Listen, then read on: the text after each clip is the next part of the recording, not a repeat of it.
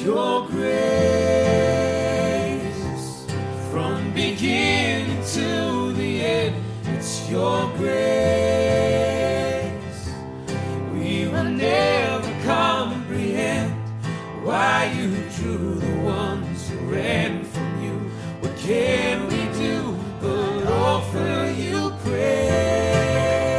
Esta mañana vamos a seguir meditando acerca de la naturaleza de Cristo. Esta va a ser nuestra tercera predicación acerca de la naturaleza de Cristo. Los domingos anteriores hemos pasado por ver la deidad de Cristo. Nos tomamos todo un domingo para poder estudiar este tema a fondo. Estudiamos al mismo tiempo la humanidad de Cristo. Y este domingo, hoy, vamos a estar viendo y vamos a estar tratando de responder una pregunta que es: ¿por qué Jesús se hizo hombre? ¿Sí? La respuesta a simple vista parece sencilla de responder, y de hecho un niño o una persona, cualquier persona puede citar la respuesta de manera clara y afirmar las mismas verdades que voy a exponer esta mañana. ¿Sí? El problema es que las implicaciones y la profundidad que esta respuesta conlleva, para aquellos que puedan discernir el peso de lo que es responder a esta pregunta de por qué Jesús se hizo hombre, va a representar para algunos como un manantial o como estar frente a una catarata. ¿Sí? Si alguien tuvo la oportunidad de alguna vez estar frente a las cataratas de Iguazú, por ejemplo, van a ver que tiene fuerza, tiene imponencia e incluso tiene vida. ¿Sí? Nuestros pensamientos van a ser disparados hacia muchos lugares, hacia muchas implicaciones de lo que significa responder esta pregunta, y las insondables riquezas de Cristo serán para nosotros un manantial para nuestras almas.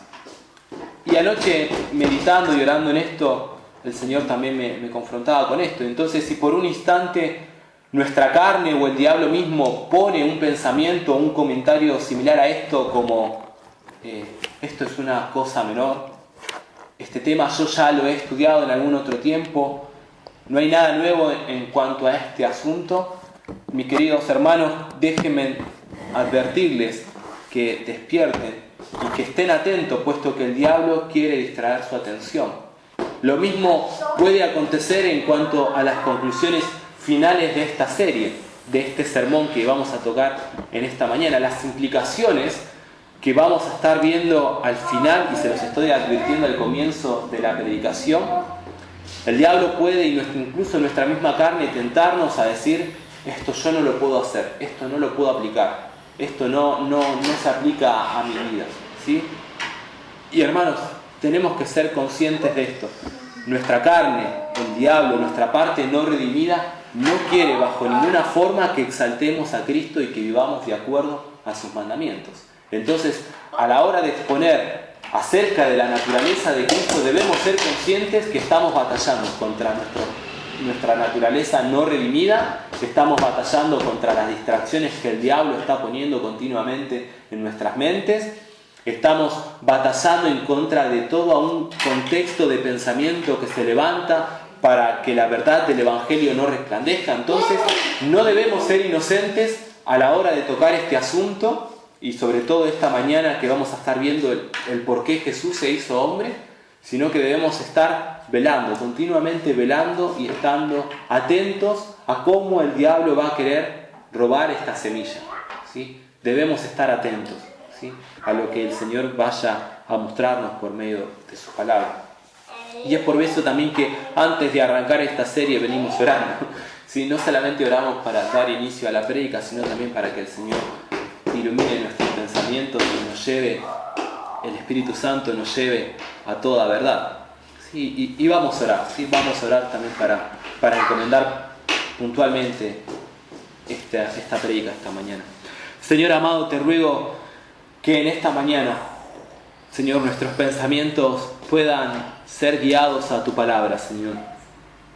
Señor, como estaba advirtiendo, Padre, nuestra carne, nuestros pensamientos, Señor, nuestra naturaleza todavía no redimida, este cuerpo de muerte, Señor, el diablo mismo, la cultura que nos rodea, Señor, se levantan como un gran edificio, Señor, como un gran fuerte para que la verdad de tu Evangelio, Señor, no resplandezca en nuestras vidas, Señor. Oh Señor, te ruego que tu Espíritu Santo, Señor, en esta mañana nos lleve a toda verdad, Señor, y nos eleve, Señor, para poder ver la grandeza de tu nombre, Señor. Que podamos ver, Señor, la grandeza de tu Hijo en esta mañana y al mismo tiempo podamos vivir, Señor, conforme a tu palabra, Señor. Señor, si estamos cómodos en nuestra posición como cristianos, te ruego, Señor, que tu Espíritu Santo confronte nuestros corazones, Señor. Señor, te ruego que seamos conscientes del llamado, Señor, a tomar nuestra cruz y seguirte, Señor. Señor amado, nos duele, Señor,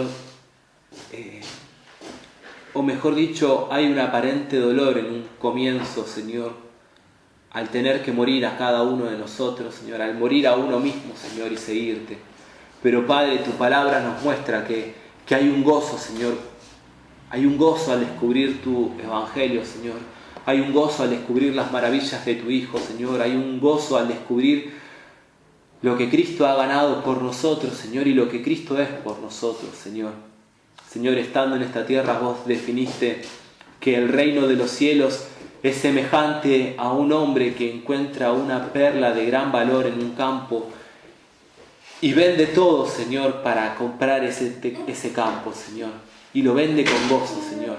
Padre, te ruego que la realidad de tu palabra, Señor, y la realidad de tu Evangelio, la realidad de Cristo en nuestras vidas, Señor, nos lleve, Señor, como a Pablo, a considerar todo por basura, Señor, y seguirte, Señor. Por eso te ruego, Señor, que en esta mañana capacites nuestra mente, Señor, abras nuestro entendimiento, Señor, y nos lleves, Señor, a mirar a Cristo una vez más, Padre. Señor, te ruego que nos capacites, Señor.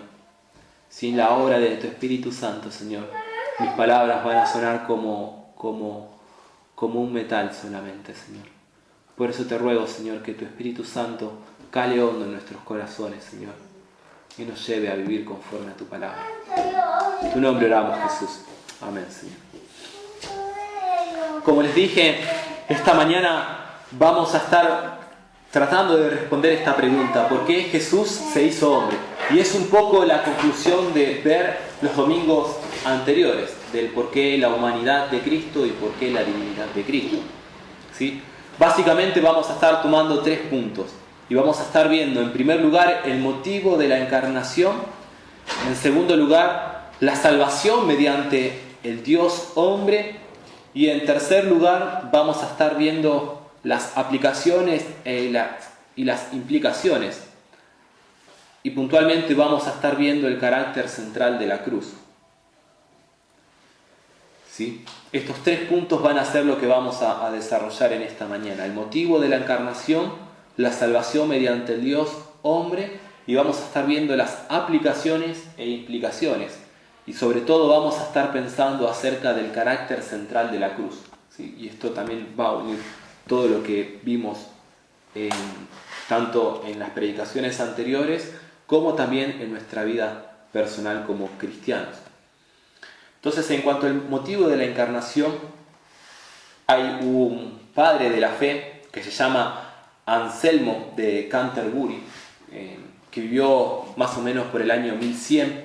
Él escribió una obra, un tratado teológico, tratando justamente de responder esta pregunta, ¿sí? La pregunta de por qué Jesús se hizo hombre. La respuesta es una afirmación la respuesta que Anselmo da, mejor dicho, es una afirmación cuidadosamente pensada sobre la expiación. Anselmo respondía que Dios se hizo hombre en Cristo porque solo una persona que fuera Dios y hombre al mismo tiempo podría lograr nuestra salvación. Les dije al principio, esta respuesta parece muy simple, pero aún padres de la iglesia como Anselmo han dedicado tiempo profundo de meditación en cuanto al responder estas preguntas y han hecho tratados teológicos. No estamos hablando de simplemente unas simples líneas de pensamiento, ¿sí? Y es de esta manera en cómo nos vamos a acercar en cuanto a la respuesta de por qué Jesús se hizo hombre. Nuestros pensamientos van a estar guiados a que Dios se hizo hombre en Cristo, porque solo una persona que fuera Dios y hombre al mismo tiempo podría lograr nuestra salvación. Ahora, al aproximarnos a este tema incluso desde la perspectiva que tuvo Anselmo, no quiere decir que no haya otras razones para la encarnación. De hecho, animo, y si lo necesitan yo les puedo facilitar la teología sistemática de Gruden. Gruden también define otros puntos, ¿no? Y él menciona, por ejemplo, que Cristo era necesario que se hiciera hombre, y dice para que aprendiera una obediencia representativa. Voy a citarlo nada más. Dice, para ser un sacrificio vicario, para ser el único mediador entre Dios y los hombres, para cumplir el propósito original de Dios de que el hombre gobernara sobre la creación. También fue necesario que Cristo se hiciera hombre para darnos un ejemplo y un modelo de vida. También para que Él sea el modelo de nuestros cuerpos redimidos, y también para compadecerse como sumo sacerdote. ¿Sí? O sea, hay muchos otros motivos por los cuales Cristo, y podríamos hablar de cada uno de estos motivos, pero el motivo central de la encarnación es la expiación. ¿Sí? O sea, cuando nosotros preguntamos por qué Jesús se hizo hombre, o por qué Cristo se hizo hombre, o por qué Dios tuvo que hacerse hombre, nuestro pensamiento tiene que ser disparado hacia el motivo central, que es la expiación. Y para esto vayamos al libro de Hebreos, capítulo 10, versículos del 4 al 10. Hebreos capítulo 4. Capítulo 4. Perdón, Hebreos capítulo 10. Hebreos capítulo 10. Versículos del 4 al 10. Miren lo que dice el autor de Hebreos. Tiene todo un contexto, ¿no? Pero vamos a leer a partir del 4. Dice, porque la sangre de los toros y de los machos cabríos no pueden quitar los pecados. Por lo cual, entrando en el mundo, dice, sacrificio y ofrenda no quisiste, mas me preparaste cuerpo. Holocaustos y expiación por el pecado no te agradaron. Entonces dije, he aquí, vengo, oh Dios, para hacer tu voluntad, como en el rollo del libro está escrito de mí. Diciendo primero sacrificio y ofrenda y holocaustos y expiaciones por el pecado no quisiste ni te agradaron, las cuales cosas se ofrecen según la ley. Y diciendo luego, he aquí, que vengo, oh Dios, para hacer tu voluntad. Quítalo primero para establecer esto último. En esa voluntad somos santificados mediante la ofrenda del cuerpo de Jesucristo, hecha una vez para siempre. ¿Sí? Es interesante cómo Dios, incluso a lo largo de los salmos, dice este mismo pensamiento. Las ofrendas y los sacrificios a Dios no le agradaban. La ofrenda de los machos cabríos que tenía que sacrificar el pueblo continuamente todos los años, a Dios no le agradaba. No podía satisfacer su santidad y su relación en cuanto a un pueblo pecador. No podía limpiarlos de manera permanente. De hecho, todos los años tenían que ofrecer este sacrificio. ¿Sí? Pero incluso el autor de Hebreos nos está marcando ahora y dice, holocaustos y expiaciones en el versículo 6, por el pecado no te agradaron. Entonces dije, haciendo una mención a Cristo, ¿no?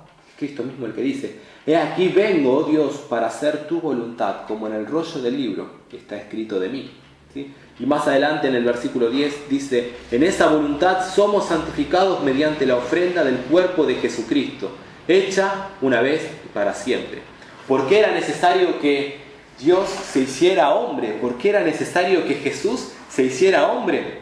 Vuelvo a responder como Anselmo decía, era necesario, ¿sí?, que Dios se hiciera hombre en Cristo, porque solo una persona que fuera Dios y hombre al mismo tiempo podría lograr nuestra salvación. ¿Sí? Incluso encontramos este mismo énfasis en otros lugares de la Biblia. Por ejemplo, en la denotación del nombre Jesús, vemos que en Mateo 1:21 Jesús significa Jehová salva y está apuntando hacia la misma expiación, ¿sí? Hacia la expiación. Busquemos Mateo capítulo 1. ¿Sí? Mateo capítulo 1, versículo 21. El ángel Gabriel se le presenta a María y le dice: y darás a luz un hijo y llamarás su nombre Jesús. ¿Sí? Esto es el Salvador. ¿Sí? Porque Él salvará a su pueblo de sus pecados. Aún incluso nosotros pensando en el nombre de Jesús, estamos pensando en la expiación. ¿Sí? Otros textos. Marcos capítulo 8, versículo 31.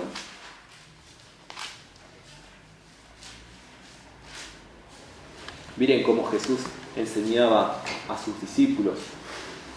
Y les hablaba acerca de era necesario que el Hijo del Hombre pasara tal cosa, ¿no? Dice, y comenzó a enseñarles que le era necesario al Hijo del Hombre padecer mucho y ser desechado por los ancianos, por los principales sacerdotes, por los escribas, y ser muerto y resucitar después de 3 días. ¿Sí? El mismo pensamiento en el capítulo 9, 31 de Marcos. Dice, porque enseñaba a sus discípulos y les decía, el Hijo del Hombre será entregado en manos de hombres y le matarán, pero después de muerto resucitará al 3er día. ¿Sí? En varios lugares en el Evangelio de Juan, por ejemplo, se habla de la crucifixión como la hora por la cual Jesús vino. ¿Sí? Voy despacio porque es necesario que vayamos entendiendo esto. ¿Sí? En el Evangelio de Juan se habla de la crucifixión como la hora por la cual Jesús vino. ¿Sí? Vayamos al Evangelio de Juan y miremos varios pasajes. Juan capítulo 2, versículo 4. Jesús exhorta a su madre y le dice, Jesús le dijo, ¿qué tienes conmigo, mujer? Aún no ha venido mi hora. ¿Sí? Y esta hora pensemos siempre que es la crucifixión. Más adelante, en el capítulo 7, versículo 30, después de Jesús hacer una enseñanza acerca de su persona, dice, entonces procuraban prenderle, pero ninguno le echó mano porque aún no había llegado, ¿qué dice? Su hora. ¿Sí? Aún quisieron matarlo, pero no pudieron hacerlo porque aún no había llegado su hora. Su hora es la cruz, ¿no? En Juan 8:20, estas palabras habló Jesús en el lugar de las ofrendas, enseñando en el templo, y nadie le prendió porque aún no había llegado su hora. Más adelante, 12:23, ¿sí? Voy a ir un poquito más rápido.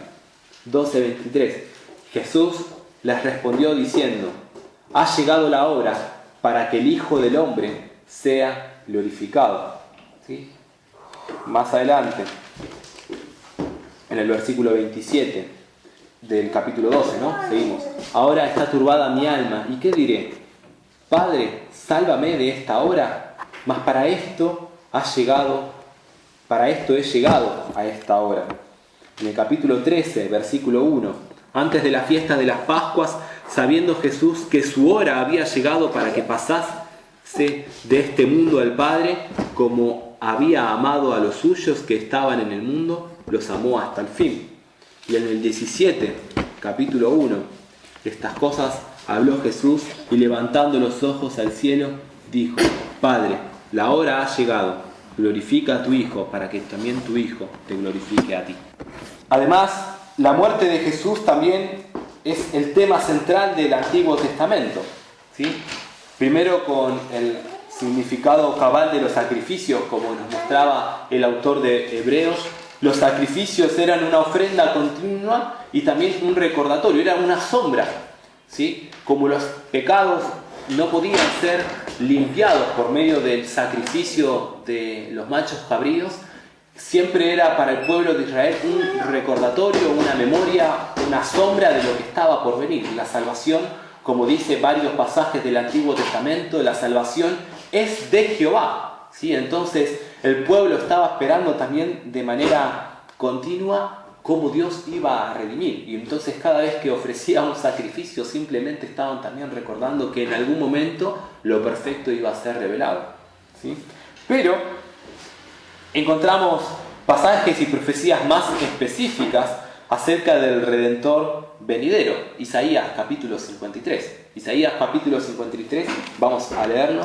Es un pasaje, es una profecía clara en cuanto al siervo sufriente, ¿no? A cómo Dios iba a salvar a su pueblo.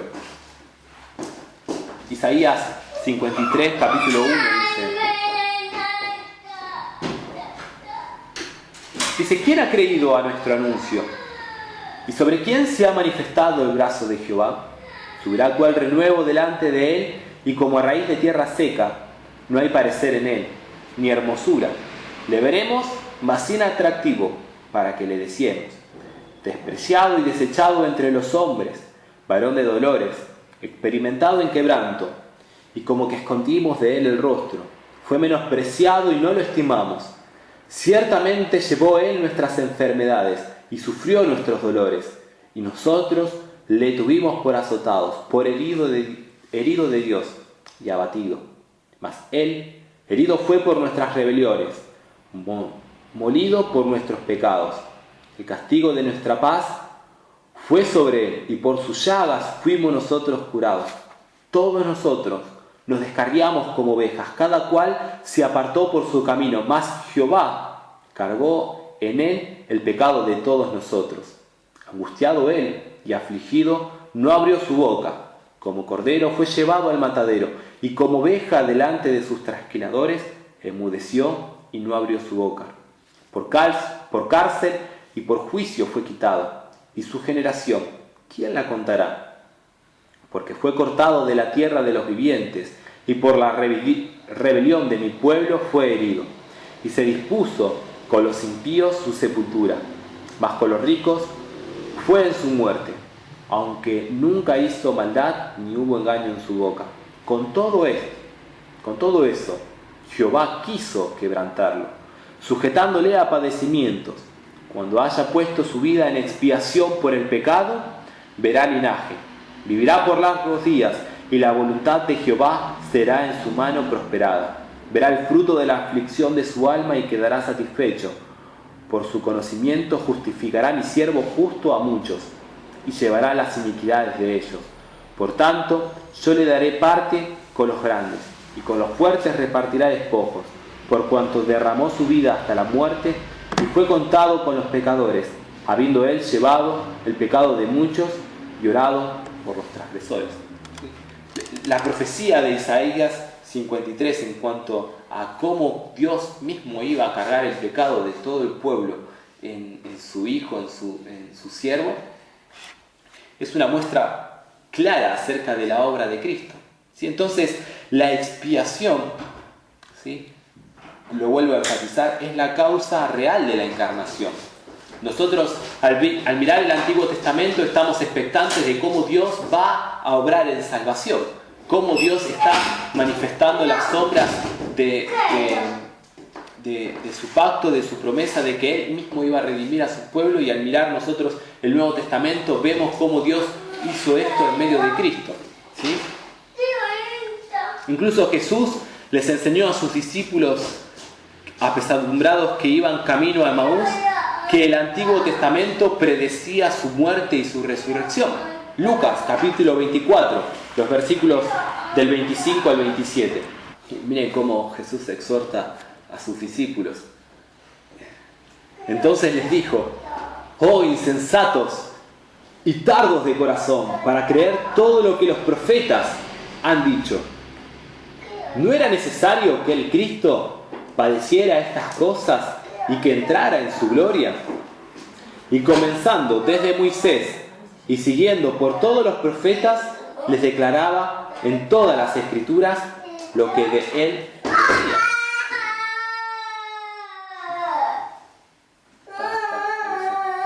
Entonces, bueno, vuelvo a repetir, a la luz de estos textos y de muchos otros, se hace necesario decir que la expiación de Cristo constituye la encarnación. Y esto nos lleva al segundo punto, ¿sí? ¿Por qué es necesaria la salvación mediante el Dios hombre? ¿Por qué la doctrina de la expiación es central en las Escrituras? ¿Por qué debe haber un sacrificio? O si aceptamos que la expiación es necesaria, ¿por qué Jesús, el Dios hombre, debe ser quien la provea? Vuelvo a repetir, esto nos lleva al segundo punto, la salvación mediante el Dios hombre, ¿sí? Y nos podemos preguntar lo siguiente: ¿por qué la doctrina de la expiación es central en las Escrituras? ¿Por qué es necesaria? ¿Por qué debe haber un sacrificio? O si aceptamos que la expiación es necesaria, ¿sí? Reconocemos que la expiación es algo necesario, ¿por qué Jesús, el Dios hombre, debe ser quien la provea? Anselmo da dos respuestas posibles. La primera es que la salvación debía cargarse por medio de Dios, mejor dicho, debía alcanzarse por medio de Dios.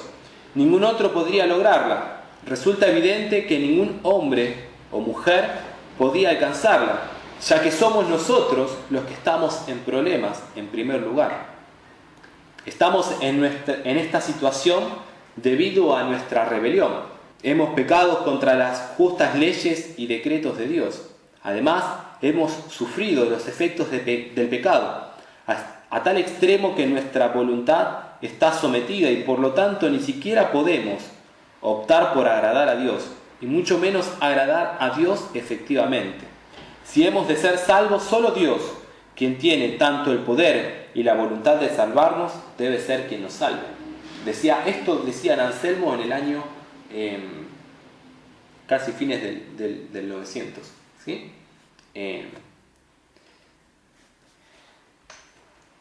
Y miren cómo tenía ya un concepto claro acerca de lo que el pecado hace con nuestras vidas, ¿sí?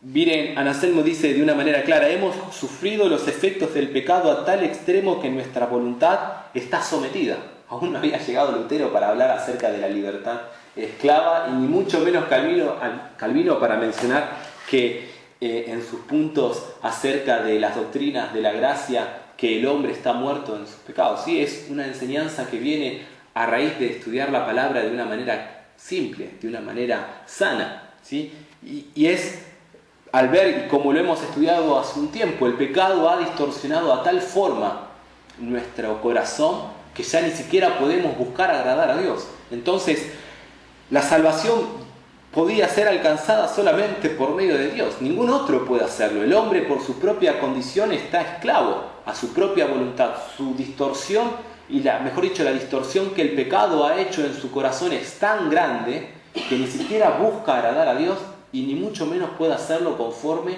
a Dios lo había, como Dios demanda, ¿sí? Entonces, solamente Dios tiene tanto el poder y la voluntad para salvarnos, entonces debe ser Él quien nos salve.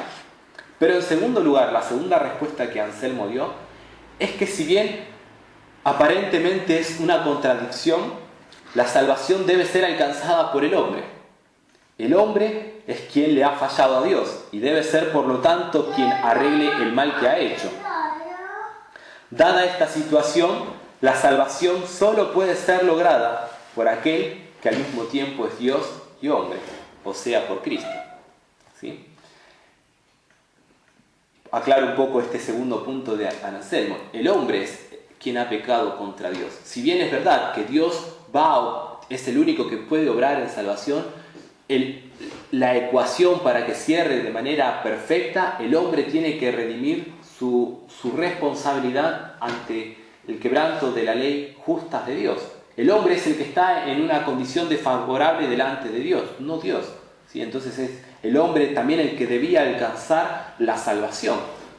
Parece una contradicción. Estamos diciendo que Dios es el que provee la salvación, pero el hombre tiene que alcanzarla. Es por eso que solamente en la persona de Cristo podemos ver que el hombre puede alcanzar salvación. Por eso era necesario que Dios se hiciera hombre, porque era necesario que Cristo viniera en carne, porque era necesario que el hombre arreglara las cuentas para con Dios. Hay 3 puntos a tener presentes en esta declaración. En primer lugar, es Dios quien inicia y lleva a cabo la salvación, ¿sí? El pensar de que el hombre es responsable en su salvación nos hace pensar en un Dios ajeno, remoto. Incluso este punto de vista hace parecer a Dios como desinteresado, legalista y cruel. Y en realidad, la naturaleza de Dios está caracterizada por el amor. En Cristo, Dios mismo estaba satisfaciendo su propia justicia y revelando su amor, ¿sí? El segundo punto es que los seres humanos no pueden aplacar la ira de Dios, ¿sí? Bajo ningún concepto el hombre puede aplacar la ira de Dios hacia los pecadores. Entonces se trata incluso de Dios mismo quien aplaca su propia ira. Y en tercer lugar, antes de ir al tercer punto quiero hacer una aclaración de estos dos primeros puntos. Nosotros vemos a lo largo de toda la palabra Dios mismo yendo en cuanto a redimir a su pueblo, ¿sí? Por ejemplo, vemos en el pecado de Génesis capítulo 1. Adán y Eva pecaron delante de Dios, ¿sí? Se tapan delante de Dios. Su vergüenza y el pecado los hace sentirse incómodos delante de la santidad de Dios. Ya de hecho la comunión con Dios se había quebrado. El pecado había generado ya lo que dice más adelante varios pasajes de las Escrituras. El pecado había generado una división entre Dios y el hombre. Si Dios de hecho no puede ya ver al hombre como miraba antes de que Adán y Eva pecaron, ¿sí? La comunión con Dios ya había sido quebrada y el hombre trata de reconciliar este quebranto, ¿sí? Y se presenta delante de Dios tapado, ¿sí? Cubriéndose su desnudez, ¿sí? Sin embargo, nosotros vemos que Dios, ¿qué es lo que hace?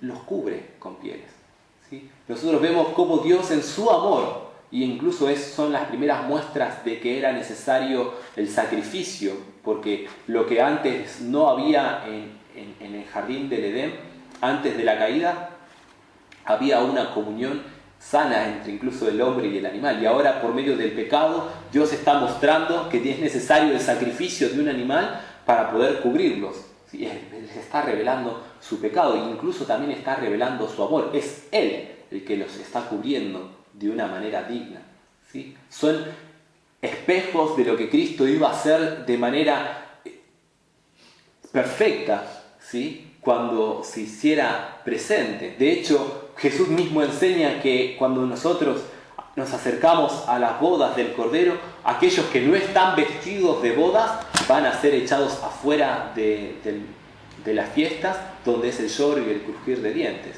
¿sí?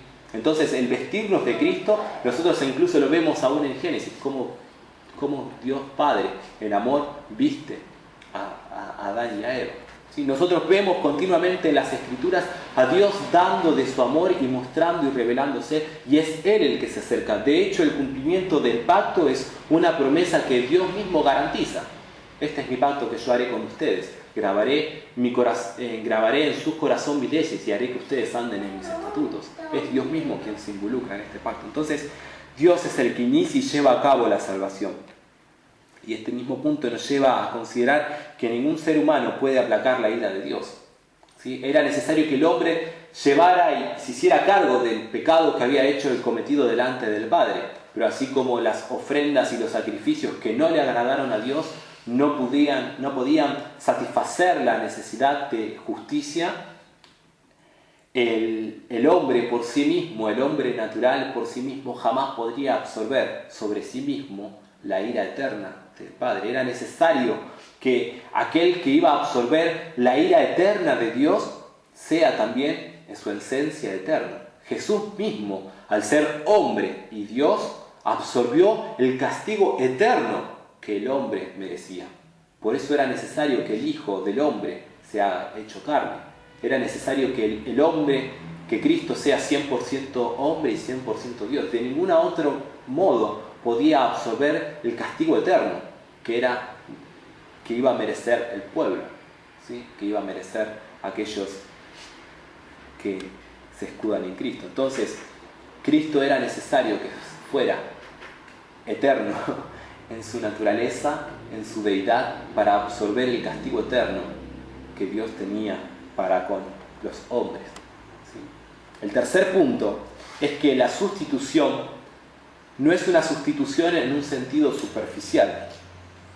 Voy a leer muchas cosas que me anoté para no perderme del pensamiento. Un inocente no es un inocente que toma el lugar de otra persona que debe ser castigada.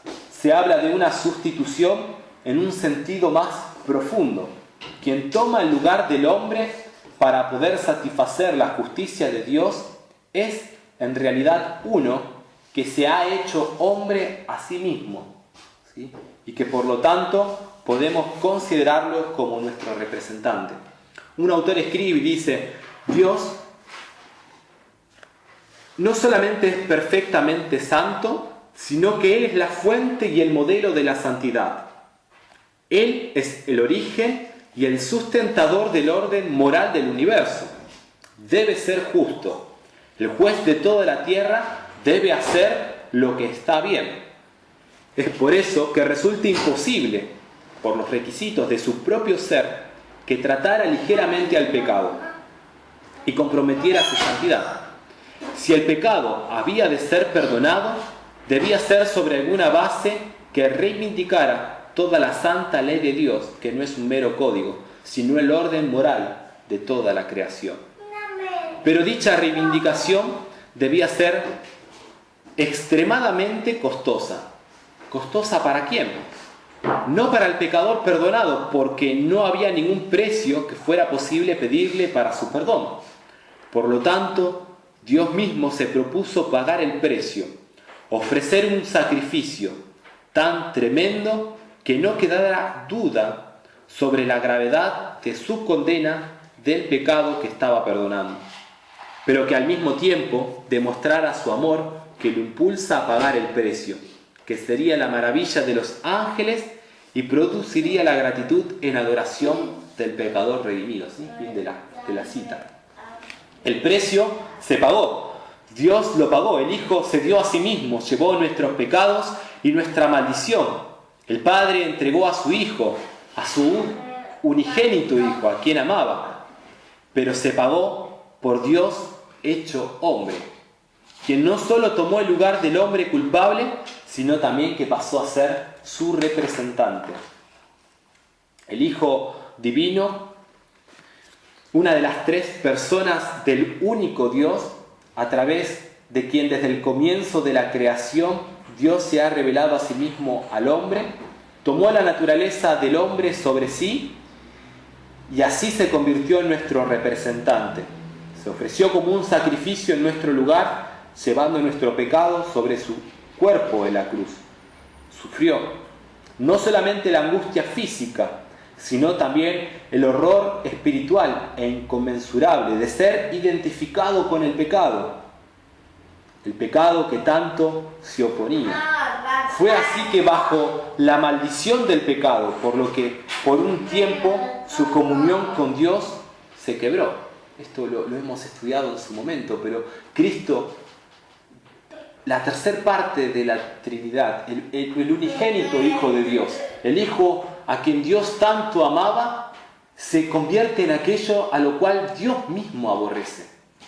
Si pensamos solamente por un instante lo que representa la santidad de Dios y lo que representa que el Hijo, su unigénito, a quien Él amaba, se estaba convirtiendo en aquello que diametralmente tanto se oponía,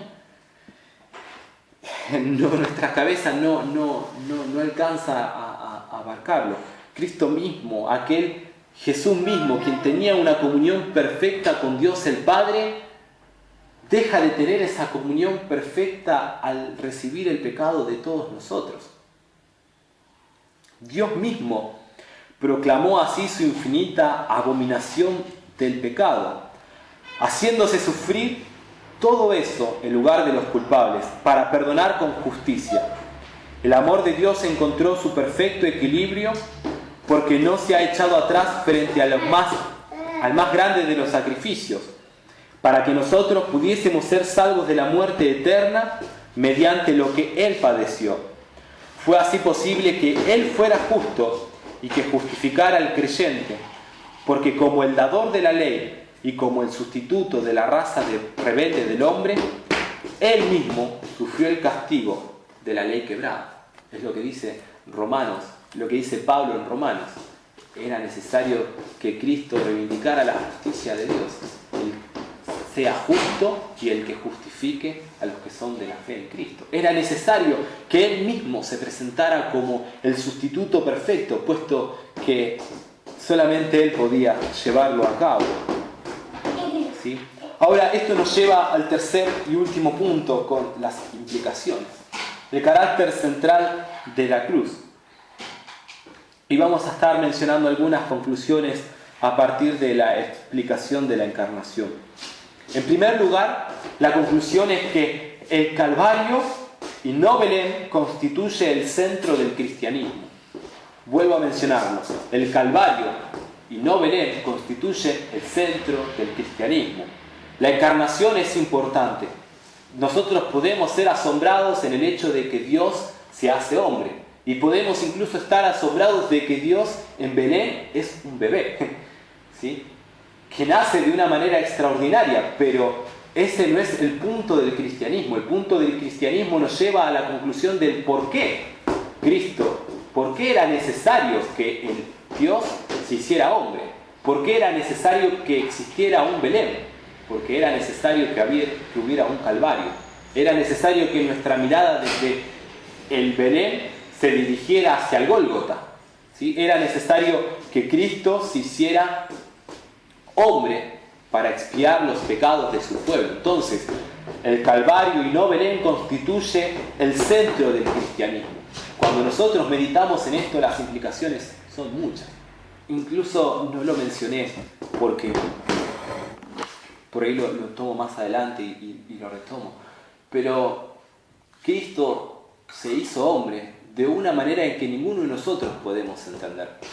Cristo fue sin pecado desde su nacimiento, su madurez, su desarrollo como adolescente, como joven, hasta la edad de los 33 años. Cristo fue sin pecado, y entonces cada tentación, cada pecado, cada lucha que Cristo lo tuvo, incluso el quebranto que Él sufrió y las experiencias que Cristo sufrió, las sufrió como ningún otro ser humano lo pudo haber sufrido, puesto que Él era santo en su persona, ¿sí? Todos estos pensamientos nos llevan a meditar continuamente en la cruz. Entonces, incluso menciono esto porque a veces nos centramos y no solamente podemos ser propensos a pensarlos, sobre todo en épocas como en la Navidad, ¿no? Donde recordamos el nacimiento de Cristo, sino también el hecho de que detenernos solamente a meditar en la encarnación, ¿sí? La encarnación nos lleva, nuestro pensamiento tiene que ir a esta pregunta: ¿por qué Dios se hizo hombre? ¿Por qué era necesaria la expiación de su pueblo? El segundo punto es que si la muerte de Cristo en la cruz es el verdadero significado de la encarnación, entonces no puede haber ningún evangelio sin la cruz. La Navidad por sí sola no es evangelio. La vida y dichos de Cristo por sí solo no es el evangelio.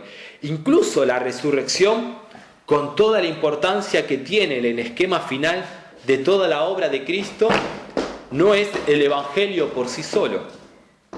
Porque las buenas noticias no son solo que Dios se hizo hombre, ni que Dios habló para revelarnos la vida que debíamos seguir, ni siquiera que la muerte, esa gran enemiga de cada uno de nosotros, ha sido conquistada. Las buenas noticias son que se ha conquistado al pecado. De hecho, la resurrección es una prueba de esto. Las buenas noticias del Evangelio es que el pecado ha sido conquistado, que Jesús ha sufrido su castigo como nuestro representante, para que nosotros no tengamos nunca que sufrirlo, y que por lo tanto todos los que creen en Él pueden esperar el cielo y la vida eterna. Y no solamente esto, diría Pablo, también hemos obtenido la victoria del pecado en nuestra vida, ¿sí? Es por eso que el Evangelio sin cruz, el pensar en la Navidad, en los dichos de Jesús, en la resurrección, sin meditar en su expiación, nos pueden llevar a una distorsión del Evangelio. No es Evangelio.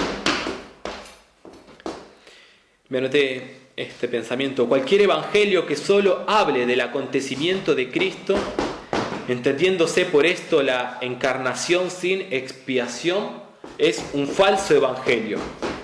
Cualquier Evangelio que hable sobre el amor de Dios sin señalar que su amor lo llevó a pagar el precio más caro por el pecado en la persona de su Hijo sobre la cruz, es un evangelio falso. Según Primera de Timoteo, capítulo 2, versículos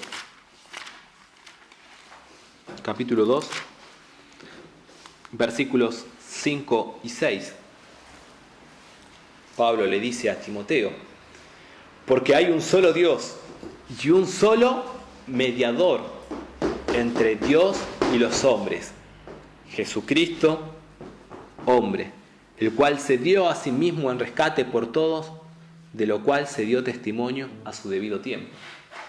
El Evangelio nos habla nos lleva a pensar en la cruz, nos lleva a pensar en hay un solo Dios y un solo mediador entre Dios y los hombres, Jesucristo, hombre, el cual se dio a sí mismo en rescate por todos, de lo cual se dio testimonio a su debido tiempo. ¿Sí? Entonces, cualquier evangelio que solo hable del acontecimiento de Cristo, entendiéndose por esto la encarnación sin expiación, es un falso evangelio. Y cualquier evangelio que hable sobre el amor de Dios, sin señalar que su amor lo llevó a pagar el precio más caro por el pecado, en la persona de su Hijo, sobre la cruz, también es un evangelio falso. ¿Sí? Un evangelio sin cruz no es evangelio. Entonces, incluso esto nos lleva a pensar en cada uno de los aspectos de la vida cristiana. Luchar por la santidad sin pensar en la cruz, estamos meditando de una manera errónea acerca de cómo crecer en la santidad. Pensar en el Antiguo Testamento sin que nuestro pensamiento esté guiado en la obra de Cristo en la cruz, nos va a llevar a diferentes errores e interpretaciones del Antiguo Testamento. Incluso los dichos de Jesús pueden ser malinterpretados si no los pensamos en relación a la cruz. ¿Sí? La cruz representa para cada uno de nosotros no solamente nuestra reconciliación con Dios el Padre, no solamente que Cristo ha muerto por cada uno de nuestros pecados, no solamente que tenemos la entrada al reino de los cielos, no solamente que vamos a gozar de eternidades delante de Cristo, sino también que Cristo mismo ha vencido y ha roto las ataduras del pecado en nuestra vida. Entonces, cuando nosotros pensamos en la cruz y cuando nosotros vemos a Cristo clavado en una cruz, o mejor dicho, cuando nosotros respondemos la pregunta de por qué Dios se hizo hombre, el pensamiento nos va a guiar hacia la expiación. Nos lleva a pensar en la expiación que Dios tuvo que hacer por medio de su Hijo. Y nos lleva a considerar la victoria de la muerte, la victoria de la derrota, mejor dicho, la conquista sobre el pecado. ¿Sí? Esto es lo que Cristo ganó. Cristo derrotó el poder del pecado. No solamente del pecado y la ira que nosotros merecíamos por haber quebrantado la ley justa de Dios en una eternidad, sino también esto se aplica en nuestra vida privada y en nuestra manera de crecer de manera individual. ¿Sí? Pero nos lleva también a una tercera conclusión. La expiación nos lleva a entender la vida cristiana. ¿Sí? Dijimos que sin expiación no hay un verdadero evangelio. ¿Sí? Al mismo tiempo, la vida cristiana nos lleva a meditar acerca de la cruz. La expiación nos conduce a la humildad y al sacrificio de los unos por los otros. Hermanos, yo no les voy a engañar acerca de cuál es el carácter del cristiano. ¿Sí? Lo hemos mencionado más de una vez y hemos incluso hablado acerca de las demandas de la cruz. Jesús mismo dijo: el que quiera ser mi discípulo, tome su cruz y me siga. ¿Sí? Y eso nos va a costar. ¿Qué nos va a costar? Morir a nosotros mismos. Pablo mismo dijo: yo ya he sido crucificado juntamente con Cristo, yo ya no vivo. Lo que ahora lo vivo por la fe en el Hijo en el Hijo de Dios, el cual me amó y se entregó a sí mismo por mí. ¿Sí? La vida cristiana, como Juan lo entendió, significa es necesario que yo mengüe para que Él crezca.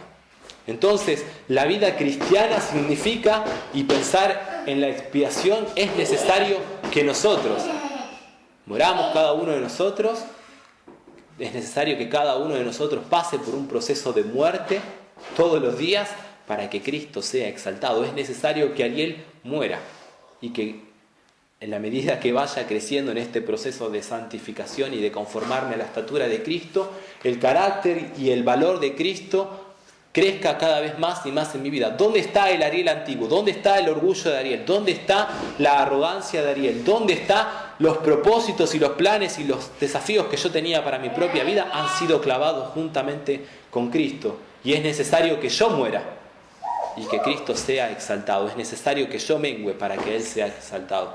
Entonces, la vida cristiana también es entendida desde la expiación. Es necesario que nosotros y cada uno de nosotros pasemos por un proceso de muerte y que Cristo sea exaltado en nuestras vidas.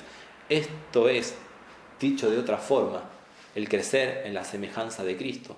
Y esto no es un proceso que se puede tomar a la ligera, no es un proceso que nosotros podemos tomar de manera superficial. O somos sacrificados juntamente con Cristo o no lo somos. ¿Sí?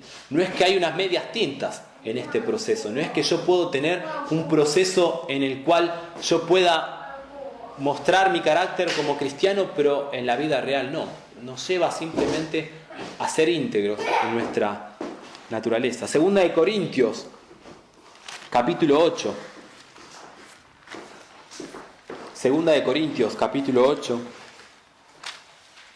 versículos 9.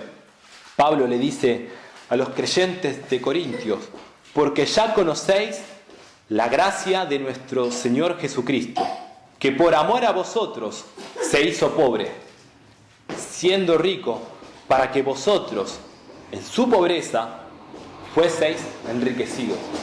¿Sí? Lo vuelvo a leer. Porque ya conocéis la gracia de nuestro Señor Jesucristo, que por amor a vosotros se hizo pobre, siendo rico, para que vosotros con su pobreza fuisteis enriquecidos. Filipenses capítulo 2, lo hemos estudiado hace un tiempo. Dios se despoja de su gloria para hacerse en semejanza de hombre, y no solamente en semejanza de hombre, sino que se hace obediente hasta la muerte y muerte de cruz. Y Pablo exhorta a los creyentes, no está haciendo un desafío, no está haciendo, mejor dicho, una defensa de la humanidad de Cristo ni la deidad de Cristo, sino que está exhortando a los creyentes a que se armen del mismo pensamiento. Segunda de Corintios 8, 9, Pablo les está diciendo: Cristo, por amor a ustedes, se hizo pobre, para que ustedes en su pobreza sean enriquecidos. ¿Saben en qué contexto se da Segunda de Corintios? En el contexto de las ofrendas que estaban juntando para las iglesias de Jerusalén, que estaba en un contexto de mucha escasez y de mucha pobreza. Y Pablo les está exhortando a los creyentes de Corintios: ustedes han recibido el amor de Cristo, quien se hizo pobre para que ustedes sean enriquecidos. Ustedes deben mostrar este mismo amor por las iglesias de Jerusalén, que están sufriendo un contexto de extrema pobreza. Entonces, miren cómo el carácter de la expiación se ve en la vida real de los creyentes.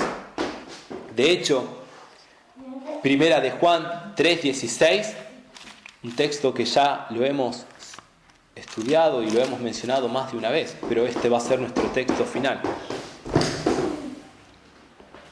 Primera de Juan, capítulo 3, versículo 16, dice: en esto hemos conocido el amor de Dios. En esto hemos conocido el amor, en que Él puso su vida por nosotros. También nosotros debemos poner nuestras vidas por los hermanos. Hermanos, el llamado del cristianismo es una vida centrada en la cruz. Significa morir a nosotros mismos, sufrir por causa de Cristo, gozarnos de la vida que Cristo nos da y edificar a nuestros hermanos.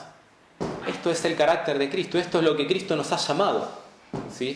Por eso se puede entender, y de hecho la expiación es el carácter central de la vida del cristiano. El cristiano está llamado a morir. El cristiano está llamado a sufrir por causa de Cristo. ¿Sí? Los dejo con esta meditación de primera de Juan 3:16. En esto hemos conocido el amor, en que Él puso su vida por nosotros. También nosotros debemos poner nuestras vidas por los hermanos.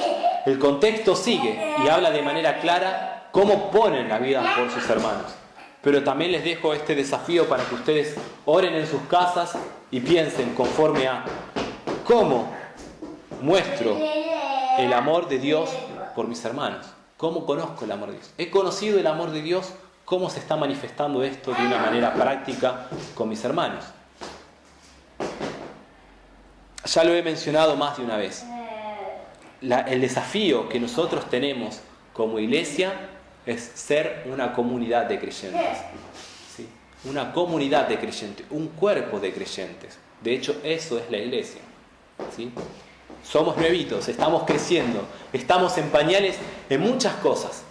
Pero ese es el desafío al cual apunta la Escritura, a que seamos un cuerpo bien consolidado. Eso nos va a llevar a tener un celo, no solamente por el cuerpo, sino también por la proclamación del Evangelio.